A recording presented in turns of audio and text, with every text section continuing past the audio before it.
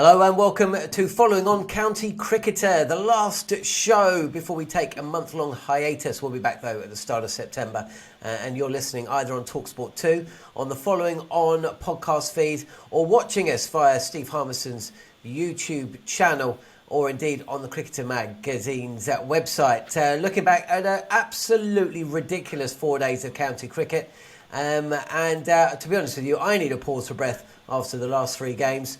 It's been some incredible cricket up and down the country, so we're going to be reflecting on all that and taking your questions as well here on Following On County Cricketer.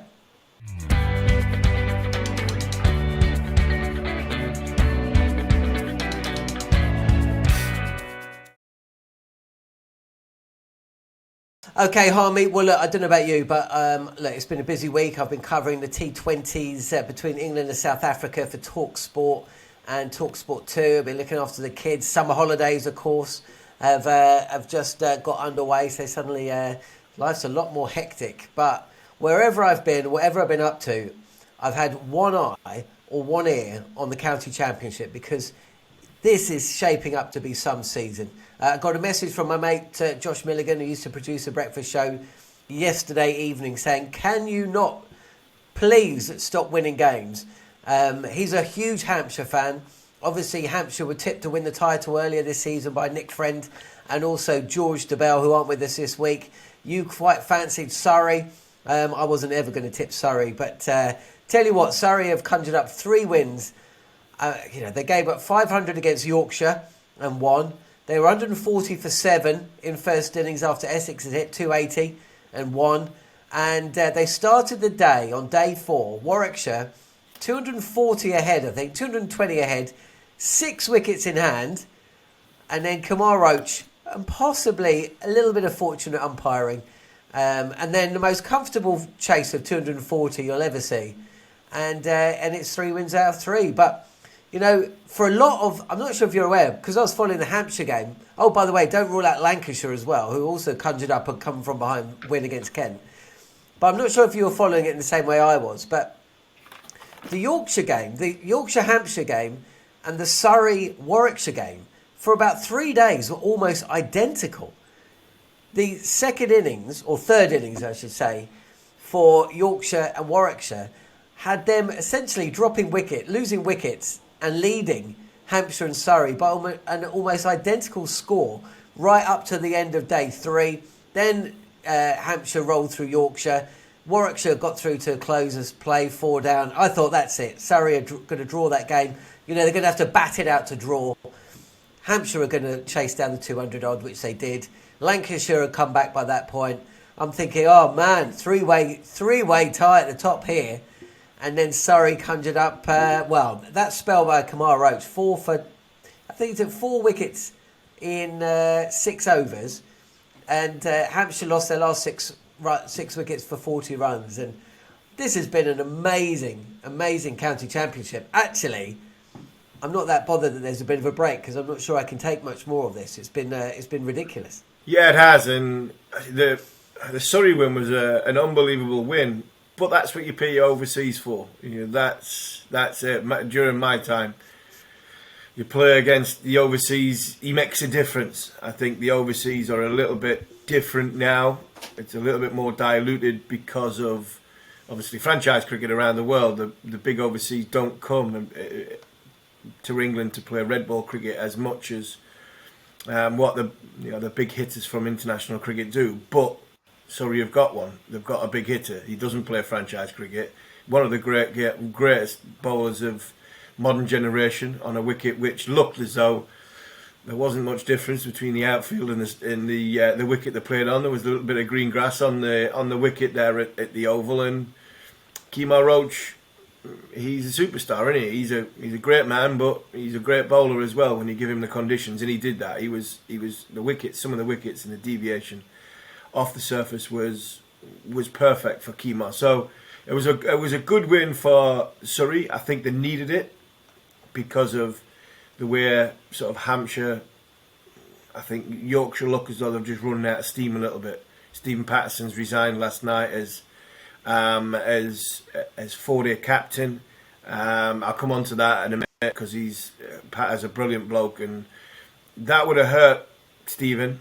Knowing him as I do, he's a good friend of mine. That would have hurt him because he loved that job, leading some of these young players out for Yorkshire. And you're right, don't lose Lancashire out. Lancashire play Yorkshire, the Roses' next round of county championship matches. I think it's on the 5th of September.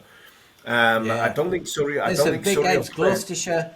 No, they're not. Gloucestershire play Somerset at the bottom of the table, so that's a bit of a derby going on. Hampshire play Harmison. Yorkshire versus Lancashire. Yorkshire, as you say, they're not a defeat in that. It's going to be a little bit squeaky bum. Not that we know what the divisions are going to look like next year or what everyone's playing for. But yeah, I mean, those two fixtures just at the top. Well, not quite the top of the bottom, but certainly Lancashire at the top. And I'm not sure Yorkshire can afford another defeat. And then Gloucestershire, Somerset.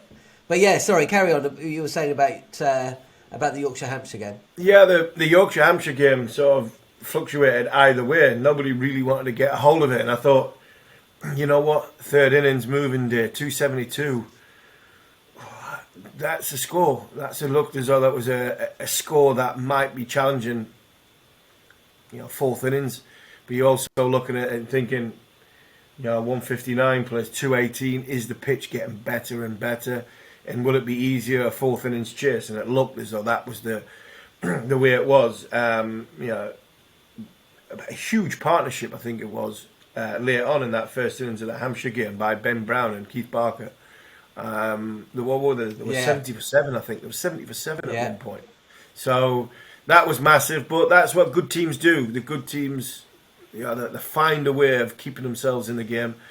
When they've grounded the team that's doubting themselves a little bit, things aren't going so well, i.e. what's happening at Yorkshire, then the top team comes through in the end on the end of day 3, day 4, and finishes the job off, and that's what Hampshire did. I think Lancashire look a good. They look as the side that could be the ones that challenges.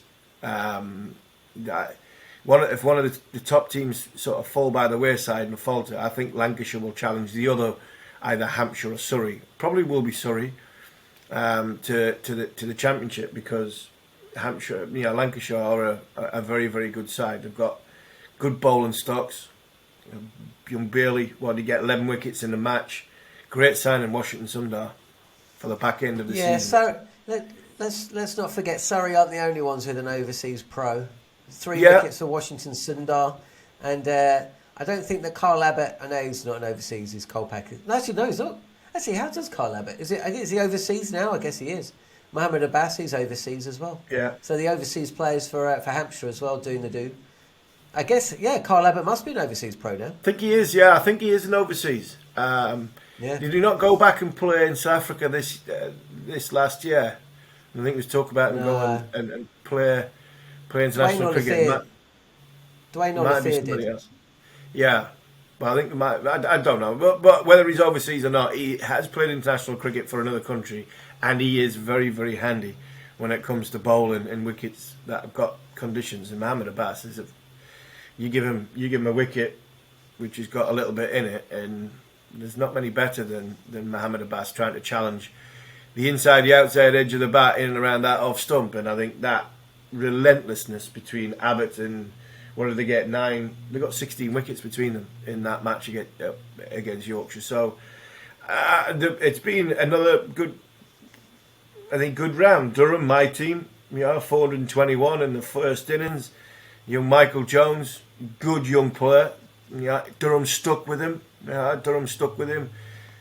Through some good times and some challenging times. He goes at the top of the order, and it's not an easy place to bat, is Chester Street, when because the ball always does a bit at the top of the order, and he got a double 100, and I'm pleased for him, because he's a good player. I think he's a very, very good player. And Middlesex, Nick Frendall, they had Middlesex up against it for a large proportion of that game, early part of that game, but I think it was 160 runs for the last 3 wickets in that innings of 455, which then just made the game just peter out into a boring draw. So Chris Rushworth got 600 first class wickets during that game, which is a very, very good achievement. And looking around the rest of the groups, the rest of the games, there were some notable big contributions. Young Dahl at Derbyshire, what a match he had! 171 runs and 6 for 75 against Worcester. So, good. There's been some good performances this week. Well, there has, and what's really interesting with the Division 2 is that Middlesex are in a little bit of trouble. I think let's have a look at the fixtures, because I think Glamorgan have to play both Derbyshire and Middlesex still to come. Nottinghamshire are where we always expected them to be. They've eased ahead. They look certain to be promoted if there is promotion at the end of the year. Yeah. But 10 points separated Middlesex in second and Derbyshire in fourth. And Glamorgan, who are third, have got to play Middlesex and Derbyshire. So I think Durham's chances of promotion, unfortunately, they needed to win that game, really, didn't they, to have any outside hope. But that's fascinating. And I tell you what, the Micky Arthur rejuvenation of Derbyshire is very quietly continuing, even though, he's not having Shan Masood to rely on. Yeah, and I spoke to Ian Bell about Micky Arthur, and Micky Arthur's been a good friend to talkSPORT, largely down to Neil Manthorpe. We've had Micky on. Definitely. Yeah, we've had Micky on in a wide range in tracksuits. I think we've had him on in his Pakistan tracksuit. We've had him on in his Sri Lanka tracksuit. I think we've even had him on in his Derbyshire tracksuit. And when he signed to be Derbyshire coach, I was like, what's he going to Derbyshire for? I was not long after he had signed for Derbyshire.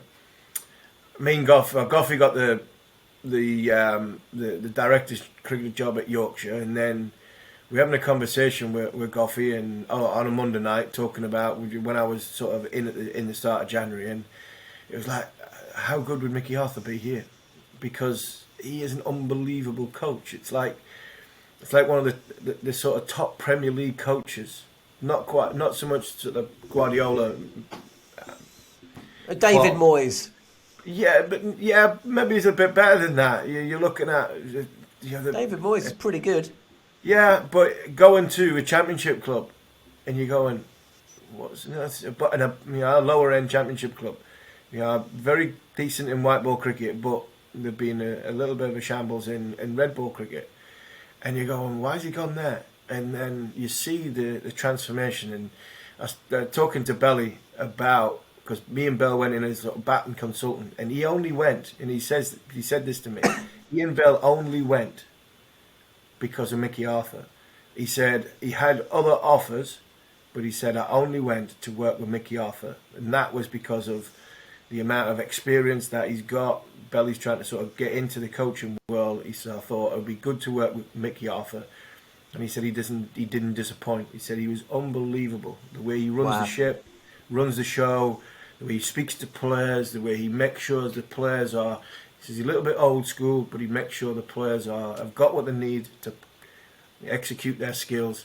And he drives them forward and he pushes them. And you just got to look at the way Derbyshire have gone this year. They've been bottom end rung of most tables for the last few years, and he has now transformed them into a club who, I think, if they had Shan Masood all summer, they might have had an outside chance of just grabbing that sort of second or third spot. But it looks like they're just fallen by the wayside a little bit. Got a lot of older players who potentially back end of the summer getting tired bodies, but look, I think they've had an excellent season, and I think the driving force of Micky Arthur has a lot to do with that. Mate, they've got 3 matches left, 2 at home, 1 against your boys Durham, 1 against Leicestershire, who are bottom, they'd be bottom of the next division down. And then a huge game away at Glamorgan. They've still got a chance, They've got a big chance. Yeah, but Glamorgan's got a game in hand now. Glamorgan's got their game in hand. They play Worcester next. Worcester have got nothing on it. Glamorgan, if they get any decent points total, then you're looking at Derbyshire being sort of half a game behind Middlesex, who would be third. and probably a full game behind Glamorgan if they win that game in hand. With 3 games left, I think that's just... If it was 5 games left, then you'd say they've got a chance. I just think Derbyshire might be half a game behind. We're talking about 8-10 points behind. Knots ain't getting caught. They're not. Nobody's catching Knots. They're up and away. No, I think. no, not so. Yeah, so it'll be a case of Middlesex, Glamorgan. I can't see both of them making a mess of it to bring Derbyshire back into play. One of them might make a mess of it, and Derbyshire might finish third. And to be honest, if you had Derbyshire members and said, "Would you take finishing third in this league with the likes of Notts, Middlesex, Durham?" I think you would say, yeah. From where we've been to where we are now, it's a good positive move forward. And I think next year, Micky's still there. Nobody prizes him away with a lucrative franchise offer.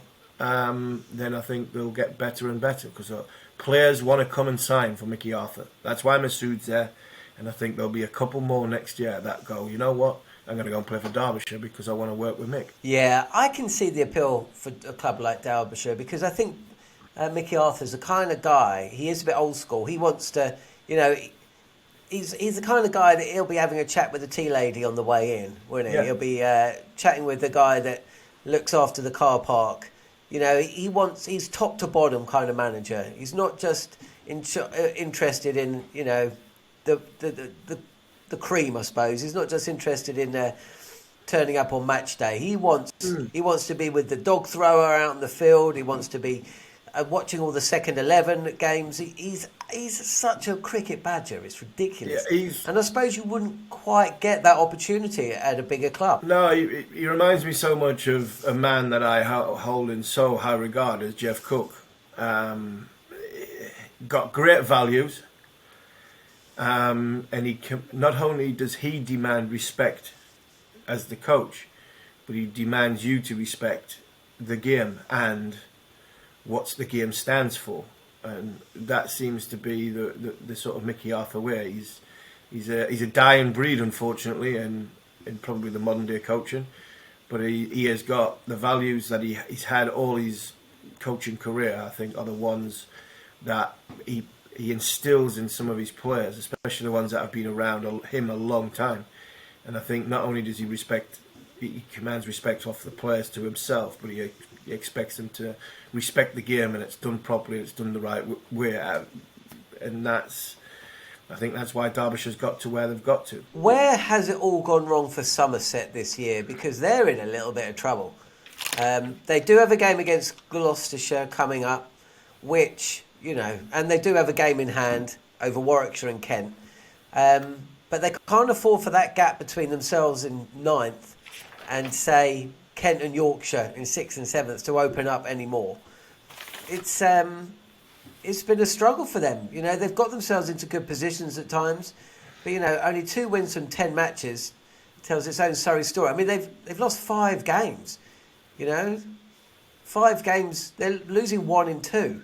For a team that were challenging not that long ago, that's a fall from grace, and they are in danger of getting relegated if relegation happens. Yeah, they are. They're very, very close to being relegated, and if they don't sort of get any sort of positive points out of that game, then there's a good chance they will be relegated. Kent have got a game on them, above them, and you'd think, if you're a Warwickshire fan, you'd be worried as well because they're down there. They're only sort of 5 points ahead of Somerset. So Somerset need to get some big points on the board in that game at hand to sort of leapfrog Warwickshire.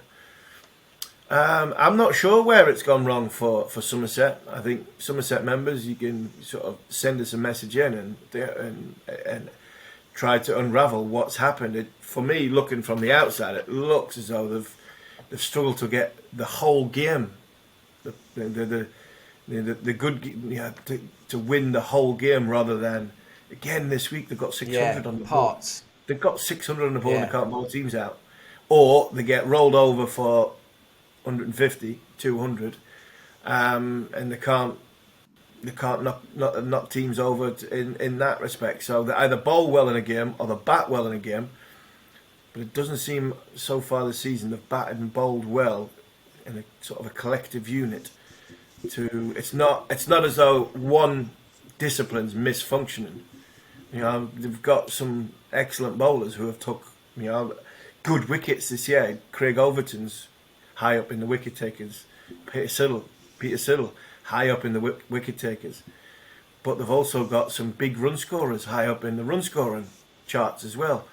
But as a team and a collective unit, they don't seem to be able to put 4 innings together as a whole consistently enough to win enough games to get them out of trouble. And that's something that, if I was a Somerset fan, I would be concerned, but I wouldn't be overly worried, because there is going to be a game or 2 games where you put it all together and you'll get the points on the board. It's not as though we can't get 20 wickets. And all summer we've struggled to get 20 wickets. That would worry me if I was a fan, because I'm thinking, well, we're not going to win a game, or we can't get 400 runs. Both disciplines individually are working, but they just don't seem to be functioning all together as one to sort of get a victory in the championship. Well, I've just had a quick look at their fixtures. They've got Warwickshire and Kent away, both of them away, It's in their own hands in their last 4.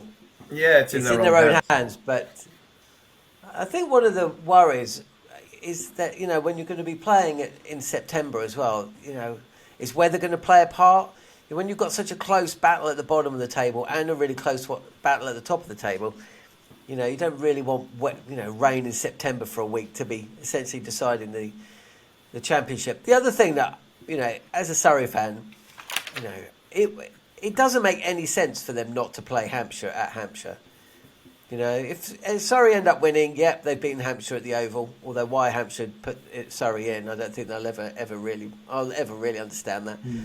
But it's a warp competition, and I just feel that it might be old school, but any tournament which doesn't involve every single team playing everybody else home and away, that's just a knockout competition essentially. It just seems a bit warped to me. Yeah, but it's just the calendar that we have, and there are going to throw up anomalies, and that's it. Look, as long as you know far enough out that this is what the roadmap of the season is going to be, you can plan accordingly. And if you accept them decisions when they're made, you can't moan about them if it doesn't go the way that you expect it to go. So I'm sure Stewie and Bats and everybody at the Oval, they know what's going on, they know the job in hand, they know what they've got to do, and I've not changed my opinion from the start of the season when we talked about who is going to win the championship. 1 to 11, Hampshire, I think, have got as good a side as Surrey. But if Surrey get all their players out on the park, I think they've got a bigger squad, a better squad than what Hampshire have got. And I think on the big occasion, when the pressure's on, I just think Surrey have got they've just got a little bit more. Will Ollie Pope be available for the back end of the county championship season when the test match is finishing? I think he will. Looking at the way he's conducted his summer so far, he's wanted to go back and play for Surrey, so it wouldn't surprise me if he plays once the South African leg of the test series is done, and that'll be a huge asset for Surrey. Slightly concerning that Jamie Overton walked off not being able to finish his first over. I don't know what the extent of that injury is, but with the season being not far away from finishing, that could be a end of season for Jamie. But if you've got Kemar Roach, you've got a match winner, the likes of Burns and Amler. They've got Topley to come back, and Curran. Both Curran. of those will be available. So big guns come back. They'll want Bats will be wanting to challenge them to say, look, you've had a good summer with England, just finish the summer off. That's what Jeff Cook used to say to me. He did it in 2008 and he did it in 2009. Come back at the end of the summer, after not playing a great deal for England for a year and a bit. And then I went away and played a couple of test matches, and he come back and said, right, you've had your high. go and perform the way you would in a test match and win these lads, help win these lads the championship. And that was my driving force. That was it. It was a great bit of psychology by Jeff. He just said, go and help win these lads the championship, because that's what international players do. And I'd like to think I didn't disappoint, because we won it twice. Absolutely. Okay, let's get on to your questions here on following on County Cricketer. It's time for the mailbag. The mailbag. Okay, well, you can't have a week, you can't have a mailbag, you can't have opening it up to the floor without somebody asking about James Vince. And Kevin Harper at Kev's Hat says, how has James Vince not even seen an England squad this summer, let alone played for England? I think it means the other way around. But look, at the end of the day, James Vince might be the Vitality Blast champion, county championship champion. He's a World Cup champion. He was part of the squad, wasn't he, in 2019? So, yeah, I mean, and didn't he score 100 the last time he played for England? He did in a one-day game, didn't he? I mean, against Pakistan, didn't he? Yeah. It's a hard one. What can we say about James Vince? That hasn't been said millions of times before. I think he's a fantastic player. I think he's a very good leader. I think if the Ben Stokes leadership qualities weren't as strong, we might be talking about James Vince captain in England in the test matches. But there was only one real candidate when Joe Root packed in, and that was Ben Stokes. But I think high up on the shortlist, even though he wasn't in a test team, because the test team, if we remember, at the start of the summer was a shambles, it might have been James Vince's name would have been in consideration with Rob Key. But where does he fit in? I don't see where he fits in, unfortunately. Number 3, he's had his chance. It just seems that England don't really fancy him. They just think he's an unbelievable first-class cricketer.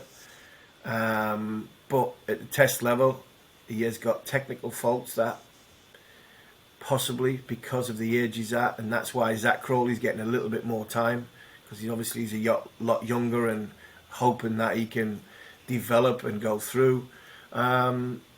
This is not me sort of building a case for not picking James Vince. I'm trying to work out why they haven't sort of gone back to him. And the only thing I can think of is that they believe that his technical deficiencies in international cricket, which were very, very similar every time he got out, nicking off just outside off stump, that they believed that, well, the selection panel believed that he wasn't going to be able to change that, and he was always going to get that pretty 20, pretty 30, and then get out, which is something that England didn't need. Coupled with a little bit older, so they've gone down the route of looking past him in test match cricket. I thought in one-day cricket he had a chance.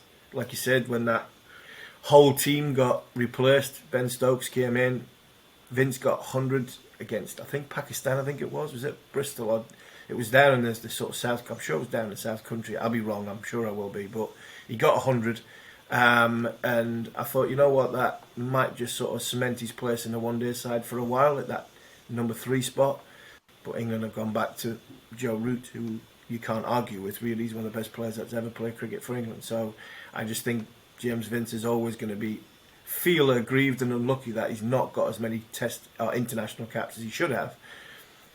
But I think England have just... I would love to know what the honest answer is, but I'm just wittering on because I think James Vince is a fantastic player.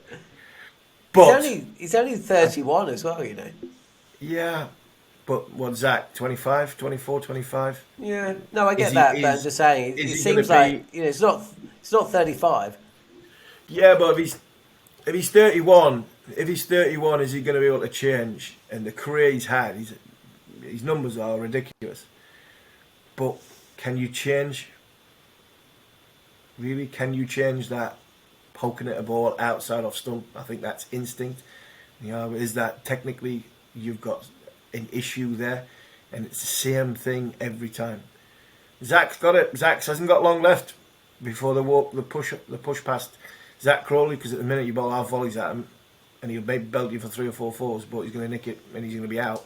So he's got to learn quickly now, or Zach Crawley could be very, very soon in the James Vince camp of, well, we think he's a very, very good player, and his first class numbers will be ridiculous, but if he keeps getting out the same way, with the modern technology we've got, well, there's no point picking him, because we can't have somebody that averages 25 or 35, between 25 and 35. Neil Abba, I'm not going to read out this whole tweet because it's a little bit offensive, but says, who made Buttler captain of the short form of the game? The only time he performs is when he's been paid millions to play in the IPL.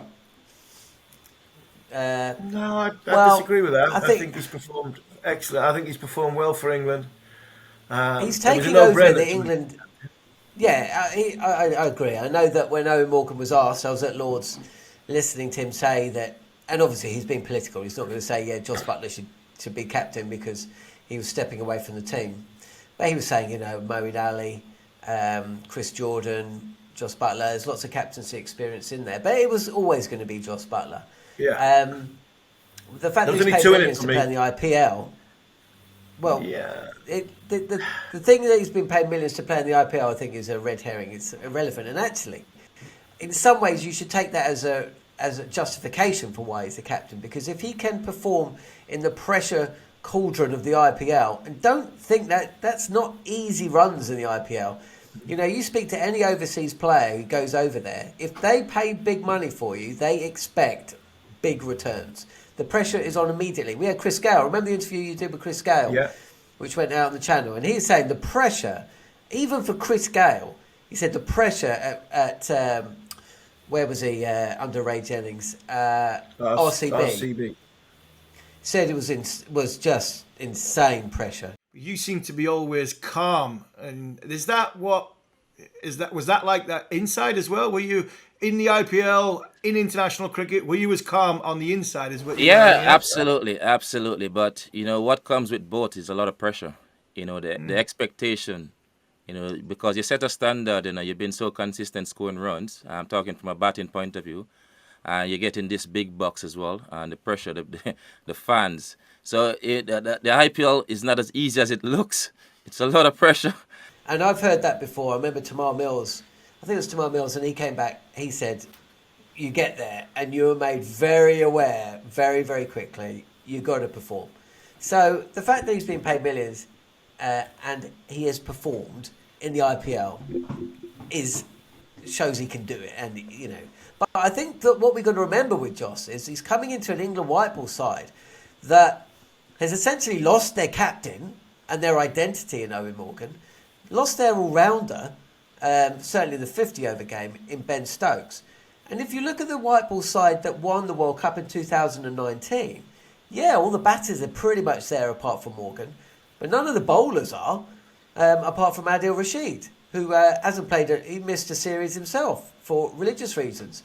So, let's judge Jos Buttler when he's can throw the ball to Jofra Archer, when he can throw the ball to Mark Wood, and when Adil Rashid and Moeen Ali are both, available, and we'll see how he's doing then. Yeah, for me, there was only two choices for the England captaincy: Moeen Ali or Jos Buttler. I think the rest in that white ball side didn't need the responsibility of captaining. Jos is a fantastic player. I feel sorry for Jos actually, because he got thrown a curveball, because I don't think anybody really thought that Owen Morgan wouldn't go to at least one of the World Cups, i.e. the T20. So retiring, drop of a hat, bang, there you go, Jos, it's all yours now. I thought that's tough on Jos. Not because Morgan's sort of given him a hospital pass. I think you, as a captain, you can see things coming. Michael Vaughan took over from Nasser Hussain. That was a 6 months transition period. A lot of captains, you can see that they're going in end of the summer, end of the next series, end of wherever.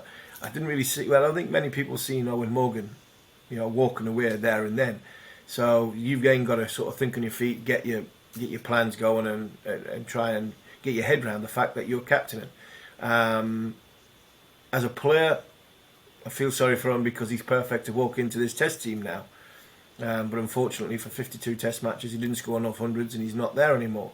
The IPL, look, nobody, you don't think the price tags as an individual. You think of performing. You get a big price tag because you've performed, and I think that's what Joss has done over the course of his IPL career. He's gone for big bucks because he's performed and he's earned the big bucks, the right for the big bucks. When it comes to the one day side, I actually think when Brendan McCullum said, "I'm taking the Test team on, not taking the one day team on, because it's going to be the hardest challenge." I actually disagreed with that. I actually think the one day team was the harder team to take on, because the one day team was one of the best in the world. The one day team was going to have all the challenges of being favourites in a competition in bouncy surfaces in Australia, and obviously slow turning surfaces in India, to either be challenging for one of the top 2 places in the final, 4 places in the semi-final, and do that as the team is coming down from 2019 World Cup win. I actually think the one-day team was the harder team to coach because the standards were so high. The bar was such a high level that if it just dropped a little bit, then all of a sudden you're back in with everybody else. How do you keep that standard as high? And I think when Brendan said the Test team wasn't very good, that was my biggest. That would be my best challenge. I actually disagreed. I thought the one day team was it. The Test team was an easier team to go into, for the simple fact is you change your mentality, you change your mindset, you start winning a couple of games, and the euphoria of, well, we're now not 1 from 17 anymore. And that's what Buttler's got to deal with as England captain. That if England start dropping a little bit further down, the pressure that'll come on that he's not Owen Morgan anymore. I think that's a huge burden. Now, one of the games that we didn't talk about in the roundup was a brilliant match involving Northants and Gloucestershire. Northants running out 2 wicket winners, and Tom Wade has asked us how good a player for Northants and also South Africa is Ryan Rickleton. My word, what a remarkable talent. That was his final game for Northants. He's joining up with the South Africa squad. He's going to be playing in a Test. He made his debut for South Africa at the start of the year. Now, it was interesting. He hit 95 in the first innings and really got Northants. They were set 208 in 33 overs or something. And he got them off to a blazing start in the second innings as well, 60-odd. Simon Kerrigan was a guest on the Cricket Collective, wasn't he, a couple of weeks ago, and he was highlighting, and actually it was Simon Kerrigan who hit the winning runs in that 2-wicket win. He was highlighting what a gun Northants had got, and actually that win pretty much safeguards Northants' position in the table as well. So he's another overseas pro that's done his job for his county. He has, and I was interested to ask Simon Kerrigan. We had him on for about 15 minutes, and interesting to ask him about, because Neil Manethorpe talked about Northampton being the sort of the unfashionable, the Moneyball group, which is the unfashionable, the unwanted, the place where people wash up that have struggled other places, but Northampton seem to sort of gel this group together, and they've got some good players. They've got players who have gone through testing times in their sort of careers and reborn at Northampton. And when they go down the overseas route, they tend to go for young, hungry South Africans. And it looks like they've got a good one here. What has he got? He averages 77 in first class cricket, highest score of 133. Largely down to his 95 in the first innings against Gloucester, that they were still being able to push the game and drive the game, and then obviously they've gone on and had a run chase, and I think you're right. I think they have safely secured their place in whatever top division they're going to be next year. But it was a good game down at Gloucester. interesting to see James Bracey batted number 5. Has a real struggle recently at number 3. He's gone down to number 5 and he got 79 in the game. But Ryan Rickleton will be somebody who not many people will know when it comes to the first Test match against South Africa. But I think if he gets the nod and he plays against England, I think by the end of the summer, I think he might be a name on a lot of people's lips, because I think he's a talented boy. And having the experience of playing first-class cricket, this is his 8th match, will stand him in good stead. And if South Africa do pick him for the 3 Test series against England, he'll be in decent form and he'll be acclimatised well to the conditions over here. So good luck to him. Brilliant stuff. Okay, well, look, we're approaching the end of the show. We're going to have a little chat about the 100. And basically, we're following on county cricket is going to step aside for a month of August. No county cricket taking place, and basically the format of this show just will not work with the 100. It's not a complete slight on the tournament. And of course, the Royal London One Day Cup again. The games come so thick and fast. By the time we record this and it's put out there, it'll be out of date. But let's just have a quick chat about the 100. A couple of things about the tournament. It gets underway on the 3rd of August. I actually tried to get tickets for my son at the Oval, sold out. So, they're doing something right. But there again, the Oval always sells out T20 Blast as well. But essentially, whether you like it or you loathe it, Harmy, it's in the schedule. We're going to have no international cricket for the next 3 weeks. They're clearing the decks, and that's how it's going to be for the next 5 years. It has to succeed, and succeed it will. Yeah, it has to succeed. The ECB invested far too much money to get it going. I've said many times, I'm not a big fan, not of the 100, of what it entails, i.e. the collateral damage it's had on first-class cricket. I think in isolation, I think it's fantastic. We've got new people watching. I've had so many people. I can't remember who I sat next to. I was at golf yesterday, and who did I sit next to? Oh, Jamie Weir from Sky, golfing correspondent. Not massive cricket fan at all, he said, but he took his 2 daughters to a game last year, and he said it was amazing. And I've heard that so many times by so many different people who have never been involved, never watched cricket that much. I took my kids, I took my daughter, me and my wife went. All that has been said, and they said I had an amazing time. And it's great. It is a very, very good product.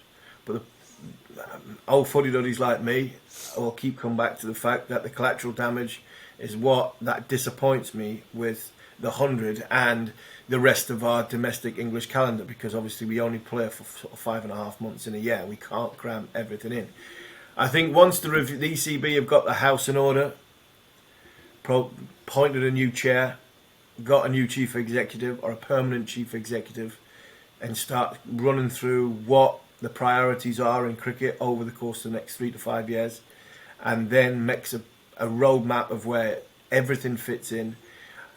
I will not change my mind on the 100, because I still think the product is very, very good, but it will fit in better with a calendar, and then I think English cricket will benefit from that. New money coming into it, perfect. The 6s and 4s and the easy concept, the way that people can watch and understand the game is what we want. But I will stand by what I've always said. If the 100 stays in the calendar the way it is at this moment in time, with 4 domestic competitions, then we've got it wrong. We have got it wrong, because we are so misfunctioning the rest of our game. So I think the important thing about the 100 is it's creating new money. It's creating new people coming in, but we have to make sure it fits in with what we are trying to achieve in this country, which is continuity of making sure all our international teams are best prepared and have got a huge pool of players to play from. And I think with a little tinker it might work. Brilliant stuff, Harmy. Well, I'm on holiday for a couple of weeks. You will be covering the 100 for talkSPORT. And then again, we'll be reunited in a couple of weeks' time when I go back on the international circuit. You'll be part of the breakfast show. And also, you're taking up your new role as Newcastle correspondent as well, doing some Newcastle reporting for talkSPORT as well. So busy times for you. You go well. And thanks for all the time over the last hour or so. And thanks for listening to Following On County Cricketer.